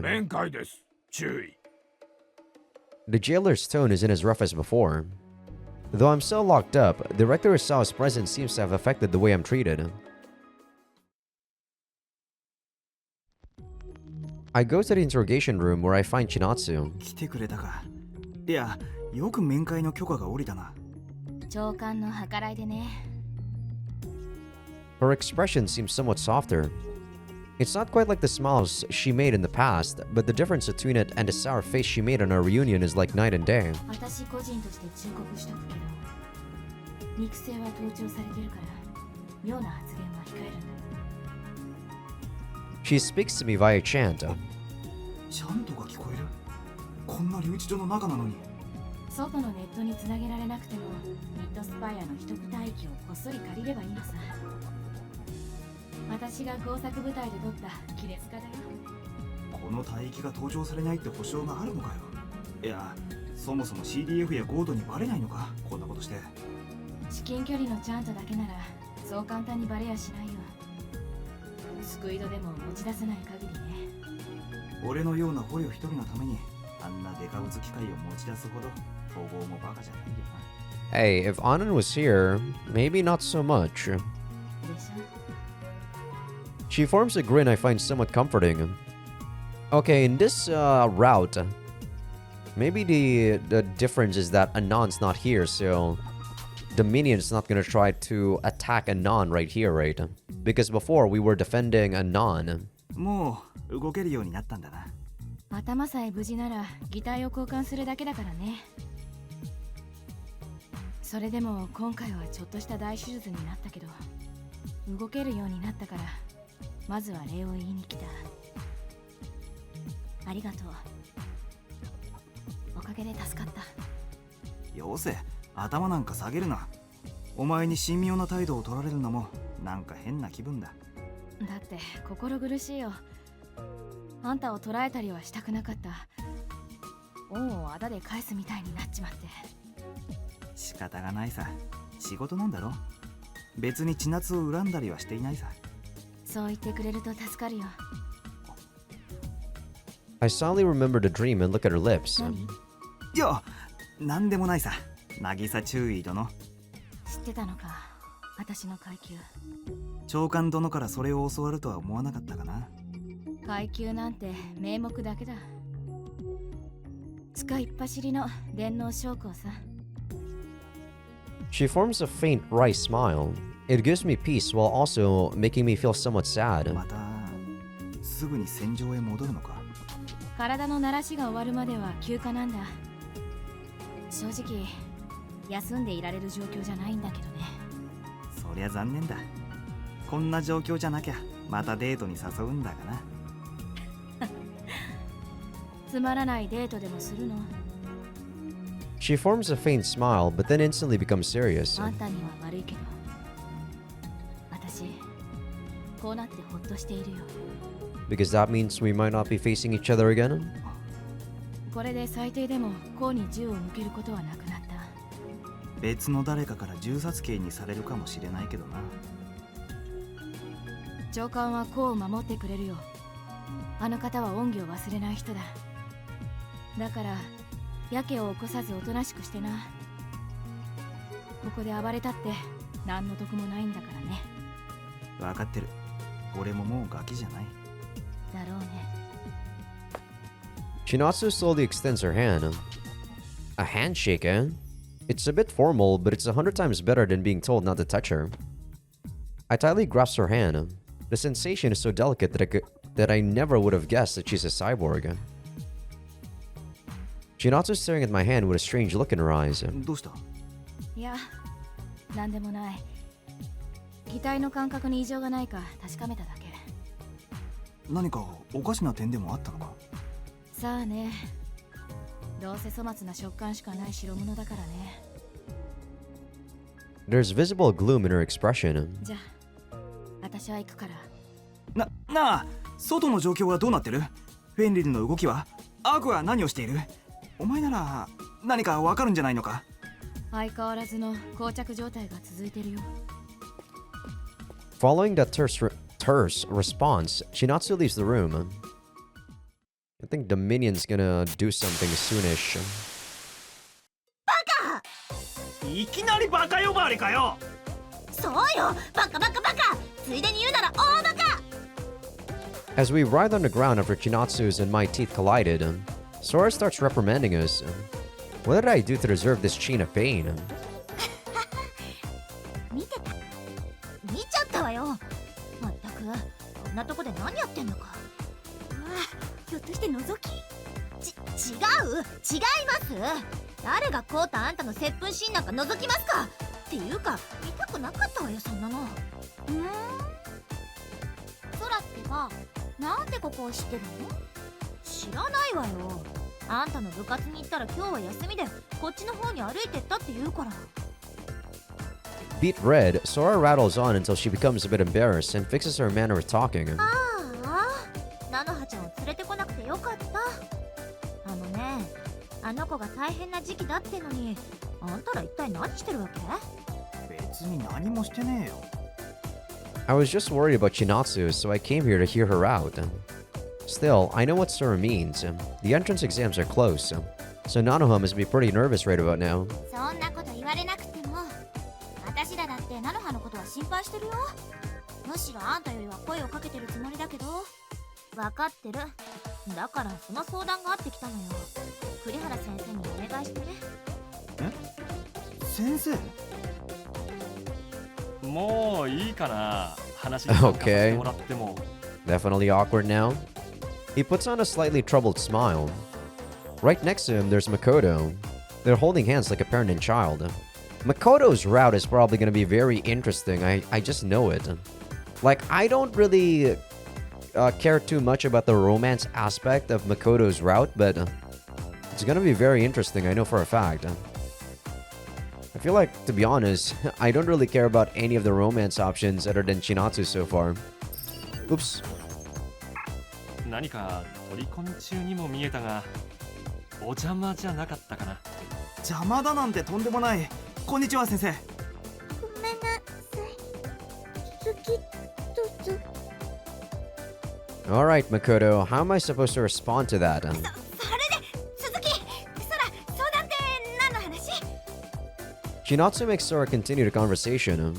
ほら先生、二人にあの話をしてやってくださいよ。ああ、私も若草くんのことは気になっていてね。そこで気分転換を兼ねて君たちを研究所に。おや、君たち来てたのか。今日は何やら大勢で。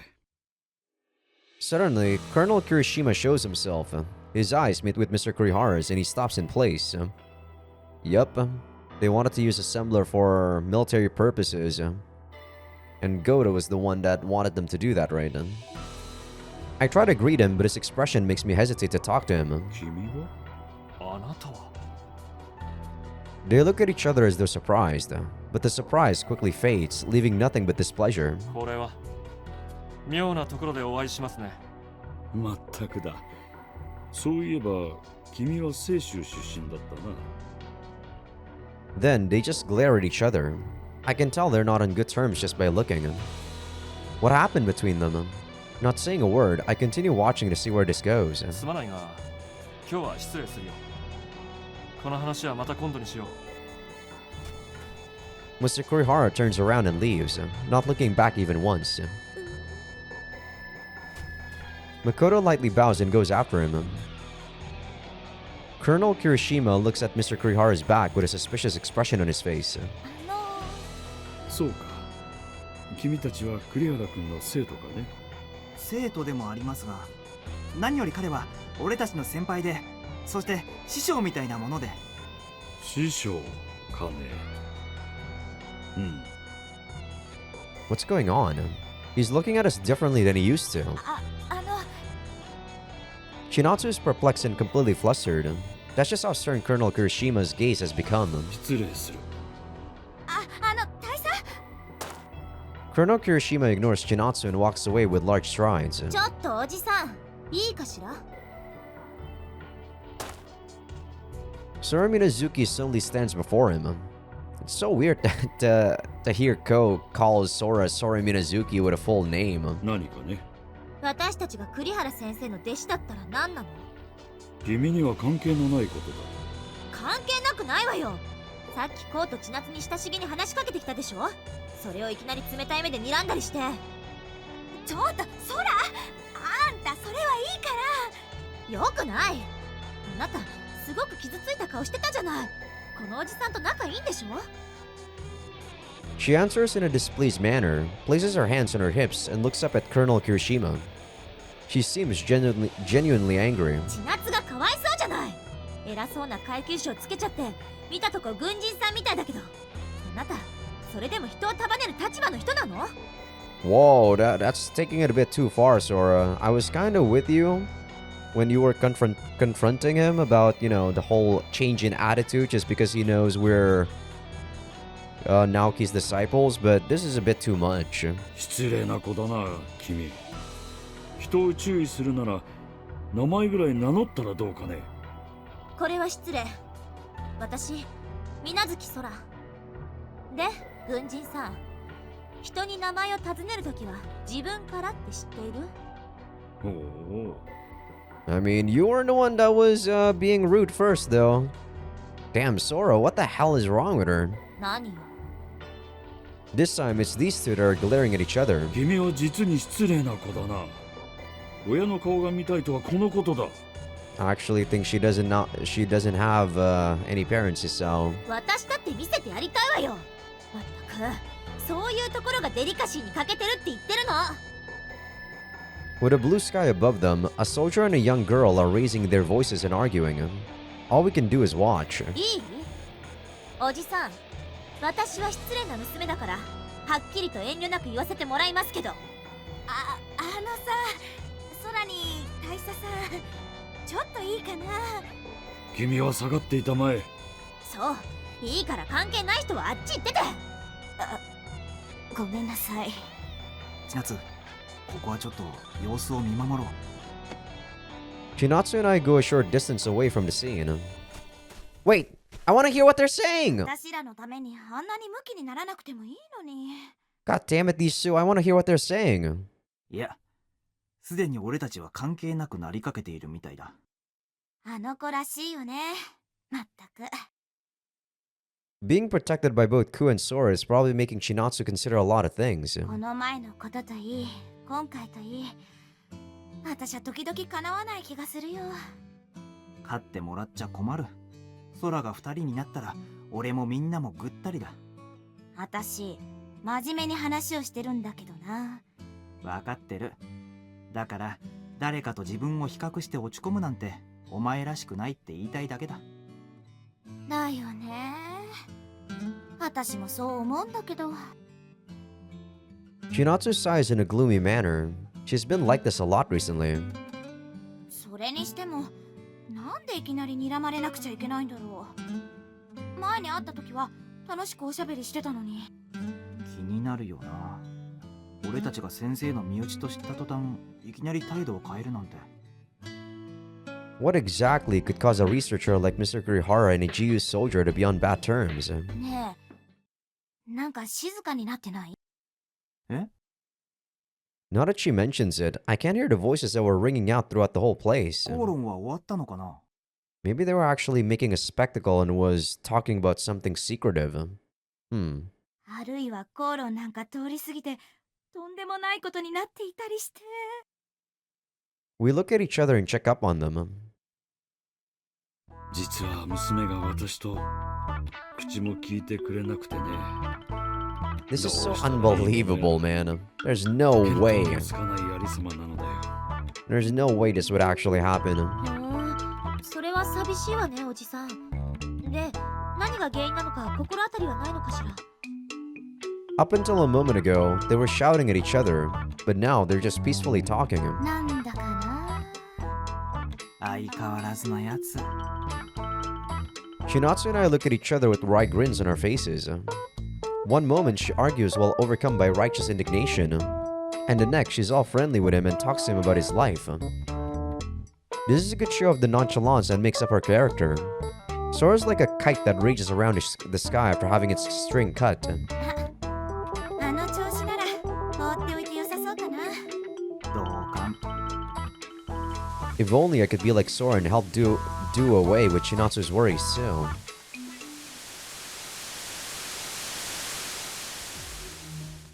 It's early morning. I'm taken to the interrogation room where I find Director Isao again. おはよう、注意。おはようございます、長官。 This is my second face-to-face talk with Director Isao. The fact that something that's abnormal happened twice is making me tense. 君の処分を決める前に君と話をしたいと思ってね。長官殿自らがですか？君の件は部下に任せず、私自らが判断を下すつもりだ。率直に言おう。君がフェンリルの一員、つまりアークの追従者である立場を崩さないなら、私はしかるべき処置を下さねばならない。しかし、善と有望な若者の未来を潰すのは忍びない。統合、いやこの国の未来にとって人材こそが一番の資源とも言えるだろうからな。もし君が我々に協力を誓うなら、我々は君に寛大な処置を下す準備がある。You still didn't tell us about the punishment though, so it's not necessarily as if you're gonna kill us. 協力ですか？私の持っているアークやフェンリルに関する情報なんて大したものはありませんよ。そうだな。あいにくだが、それはもう分かっている。我々もそこに大きな期待をしているわけではない。では、親父たちを裏切り、ゴートの軍門に下れと。まさか冗談でしょう。まっとうな軍人なら抵抗があるだろうな。昨日まで所属していた部隊、しかも自分の父親が率いる部隊だ。君もその旧敵にはなりたくあるまい。しかし君の忠誠心も肝心のフェンリルの真偽が崩壊してしまっては行き場をなくしてしまう。崩壊？どういうことです？ Director Isao looks away from me and faces the world map displayed on the wall. 我々がスーシロ市に進駐したのは単なるドミニオン討伐だけが理由ではない。そのことは理解しているかね？アセンブラによる無差別テロの脅威をなくし、統合政府による統一支配を守るためですか？ Of course, that's just what I heard from Chinatsu, and I don't really believe it completely. 君は最初の世界大戦、第一次世界大戦の引き金となった事件を知っているか？サラエボ事件ですね。Are we living in the same timeline? I'm not a history buff though, so it's not as if I know what the first trigger for World War I was? I answer while looking at my old school note log. オーストリア・ハンガリーの皇位継承者がサラエボを視察中にセルビア人の青年に暗殺された事件です。そうだ。たった一つの暗殺事件をきっかけに歴史に残る最初の世界大戦が勃発したのだ。鈴代氏は第二のサラエボになる可能性がある。統合政府が分裂し、また大戦が起きるということですか。He slowly nods. 反統合勢力は未だ健在だ。この国は統合に編入されてから歴史が長い。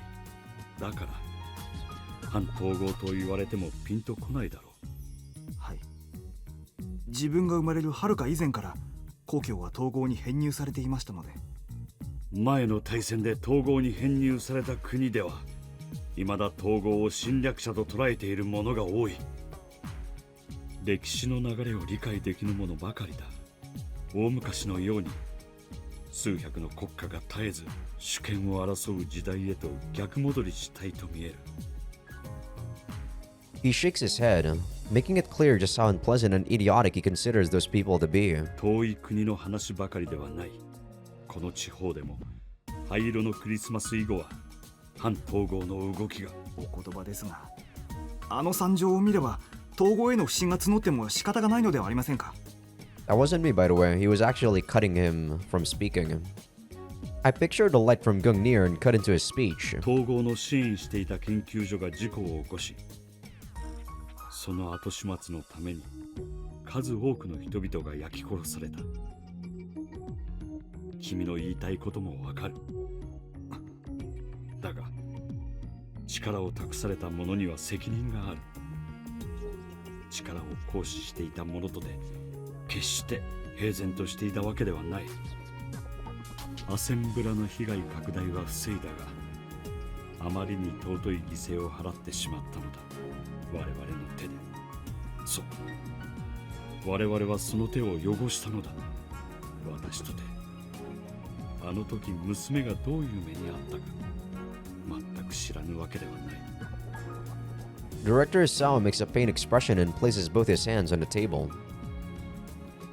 Back then. Oh, he's talking about during Gungnir, when Rain was also with us. I don't know what his situation was back then, but it's clear that he feels guilty about it. 私はただ亡くなっていった人々のために残りの生涯を捧げることしかできない。今回の鈴代市での作戦もその一環だ。He fixes his posture and makes a stern expression again. 君に今すぐ決断を下せとは言わない。しばらく君は私の保護下に置かれる。その上で自分の取るべき選択を考えればよい。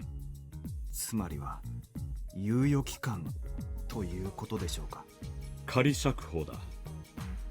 軍の監視は継続されるが、ミッドスパイア内での自由な行動を許そう。Yeah, we probably also got this treatment back in Rain's route. ありがとうございます。しかし、本当にいいのですか？ I can't help but ask him. He's being so lenient with me that this barely feels like a punishment. I'm basically confined in the Midspire, but I might even be able to contact the outside if I get in touch with the net. Director Isao has to be aware of these risks. 君が何かをしでかせば、私の責任問題になる。それを覚悟で、私は決断を下した。そのことだけは忘れないでくれたまえ。いいね。門倉公注意。いや。I can't read his true motives. All I can do is salute him. He also doesn't really seem like a bad guy, to be honest, but you never know. I leave the CDF building, stretch all the way, and fill my lungs with fresh air. これがシャバに出られた感覚ってやつかな。There are GU soldiers all over the place. It feels like an occupied town. I turn to the voice and see Rain with her golden hair trailing behind her. レインも仮釈放されたのか。はい。父が何を考えているのかを想像すると疑心暗鬼になりそうですが。大事な一人娘を牢獄に入れておきたくないんじゃないか。だとすれば余計なお世話と言いたいです。 She's acting like a rebellious teen. I guess people might revert to being children whenever their parents are involved. 気をつけてください。四六時中監視されているのは間違いありません。首をはめなかったのは怪しいです。いや、分かってる。お前も疑心暗鬼になりすぎてパラノイドにならないでくれよ。それぐらいでちょうどいいのかもしれません。 Looks like Rain has no intention of relaxing even on parole, and I can't say I don't understand her. まずは宿でも探すか。あれこれ考える前に落ち着く場所を見つけたい。いや、ついてきてください。